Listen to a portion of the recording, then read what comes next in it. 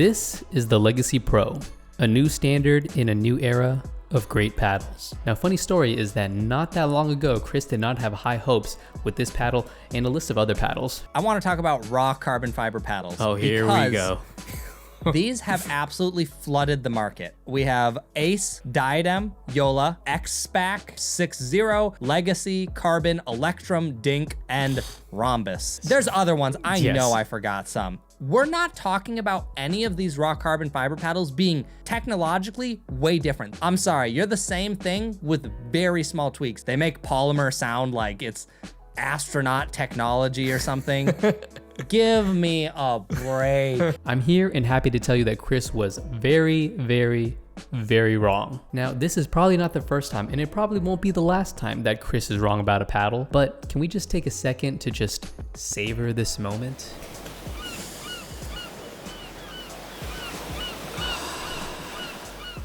So the Legacy Pro is one of the first, but definitely not the last, of a slew of new paddles that just set the bar for what we should expect from paddles moving forward. In other words, this thing slaps. Oh, wow! The definition of legacy is the long-lasting impact of particular events, actions, etc. that took place in the past or of a person's life. A fitting definition because the impact that this paddle is going to have on your opponents when you hit some jaw-dropping shots is really just going to make your opponent turn their heads.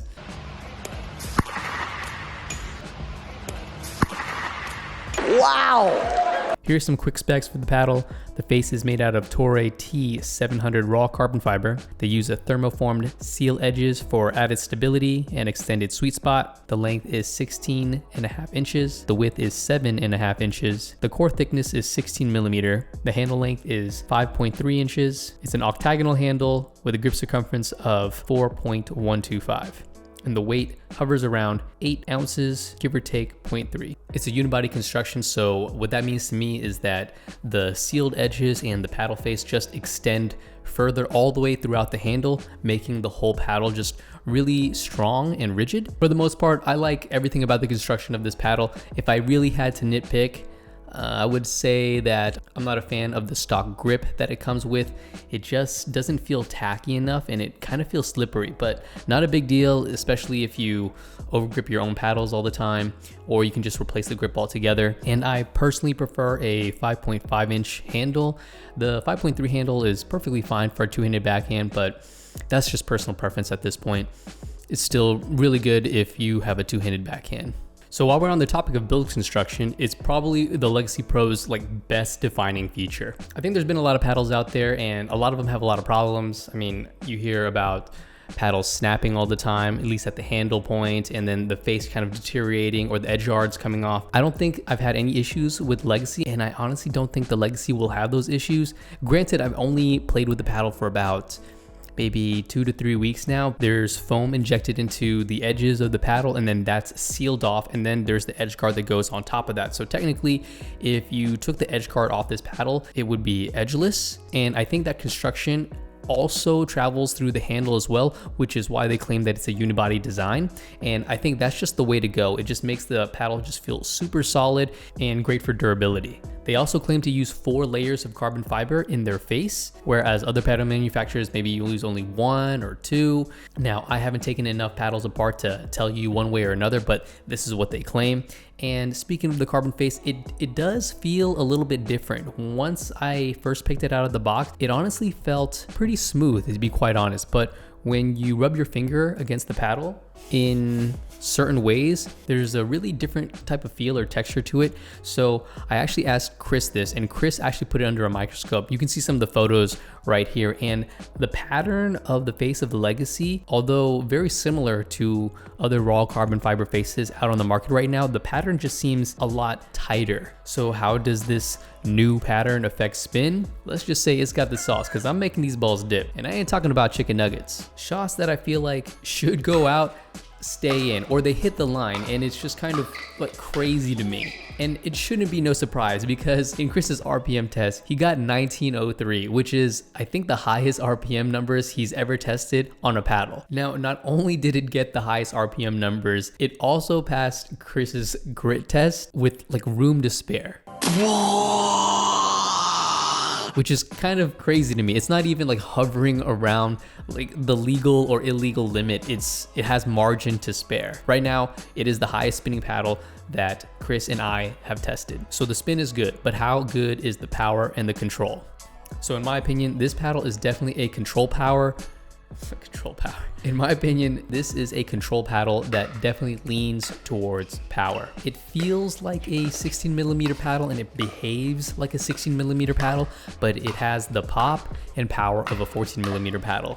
Dinking, resetting, drop shots, and the overall soft game feels very plush but responsive. If you are coming from a 16mm paddle, it might take a game or two to get used to the extra pop that you get out of this paddle, because I do feel like the balls come off the paddle just a little bit quicker than what you're used to, and it doesn't absorb nearly as much unless somebody's hitting really hard at you. But for the most part, if you're coming from a 16mm paddle, it's gonna feel very familiar. Now, if you're coming from a 14mm paddle or a paddle with a thinner core, it might feel a little jarring at first because you don't have that crisp, responsive feedback that you're used to. But the trade-off is you can absorb more pace with the paddle, and you'll be able to slow things a little bit more down in the kitchen, and you'll have the confidence to play a more control-orientated style. But you'll still have access to all that speed and pop off the ball. Don't let those extra 2mm fool you. This thing slaps like a 14mm paddle. I'd argue even better. Now you may be asking yourself, Will, how does this thing have both control and power? It sounds way too good to be true. Well, I have a theory about that. The thermoform technique that they use to make the paddle into one unibody shape, along with the 4 layers of carbon fiber, increases the rigidity of this paddle.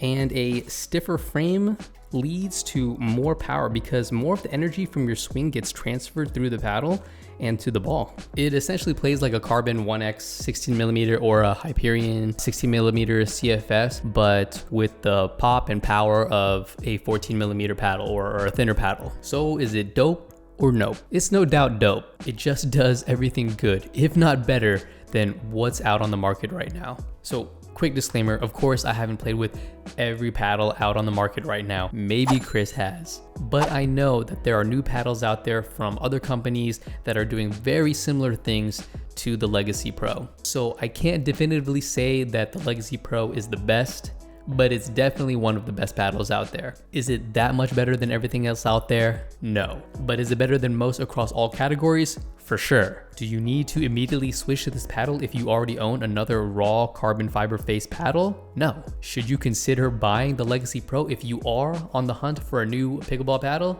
Most definitely. What I'm trying to say is that this paddle is not revolutionary when compared to everything else on the market in the same way that, say, polypropylene composite paddles were to wooden paddles. The Legacy Pro is more of an evolution to what is popular and what is working right now. A really good improvement to what's already out there and to stuff we've already seen for the most part. We've seen foam injected into the edges. We've seen edgeless designs before. We've seen actually full unibody constructions in some paddles before. Legacy has just done a really good job of taking the best of everything and just packaging it all together really nicely. At $150, this thing is a steal and an easy recommend. Shoot, at $180+, this thing is still an easy recommend. It's actually quite hard for me to recommend anything else, to be quite honest. It's just better.